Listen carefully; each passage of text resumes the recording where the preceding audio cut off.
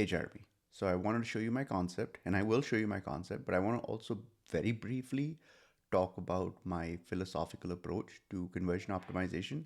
So the way I look at it is there are three types of visitors that come to a website. There are people who are ready to buy, there are people who will never buy, and then somewhere in the middle are people who are interested but need a little more convincing. And this group in the middle is the group I obsess on. My job is to find as many of these people as I can and then to figure out what I need to tell them and how I need to tell them in order to get them to make a purchase. So, one principal idea is we don't like to redesign the website. We don't like to change around the layout because we know the website's already working. So we want to figure out a way to get the attention of this audience, which are people who are interested but need more convincing, in a way that doesn't disrupt the flow of the website. So what we do is we place CTAs at strategic locations on the page. There's in the image gallery, we'll place one. There's one over here next to price points, always the anxiety area. It says quality matters. Then we've got one over here as well. It says looks like you're new here. See how we're different. And let me see if there's another one over here. It says here's how. And there's another one over here. It says what makes us different. What's interesting to note is that all of these call to actions are working within your existing design. They're also conditional, which means that if I were to come to the page and I were to click on, for example, this one, then all of the four other CTAs that I showed you will become invisible. If I miss this and I click on quality matters, then all of the CTAs below and above become basically the only one that remains will be quality matters.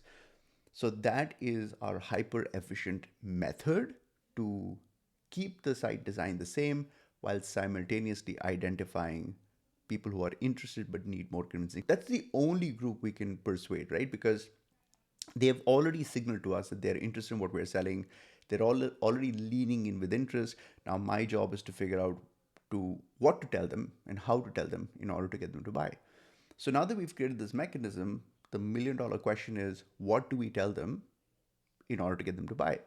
Now, this is where all the testing comes in. We test many, many flavors of our sales pitch. But I wanted to give you one flavor so you can kind of understand our process and my process. And so here's the concept. You click on the CTA, and then we show this full screen pop up. And it starts off by saying there are two types of people: those who believe the soil quality doesn't matter, and those who know it's one of the most important variables. So, right up front, I'm distinguishing between believers and non believers. I'm in that second group. So immediately we've changed the voice so they feel like they're talking to a human being versus talking to, a group of people. I'm in that second group, not because I have some fascination with soil, but because I've seen how adjusting soil ingredients profoundly impacts results. The craft blend nutrient pack didn't just come to us one night. That would have been nice. It's the result of years of trial and error, the culmination of everything we've learned. So here we are applying a principle called demonstration of expertise and to position the product. I found a really good video of yours on YouTube, and I know it's 20 minutes long, and I don't think anyone would see it. There are two things to note here. One is most people would have never have seen this.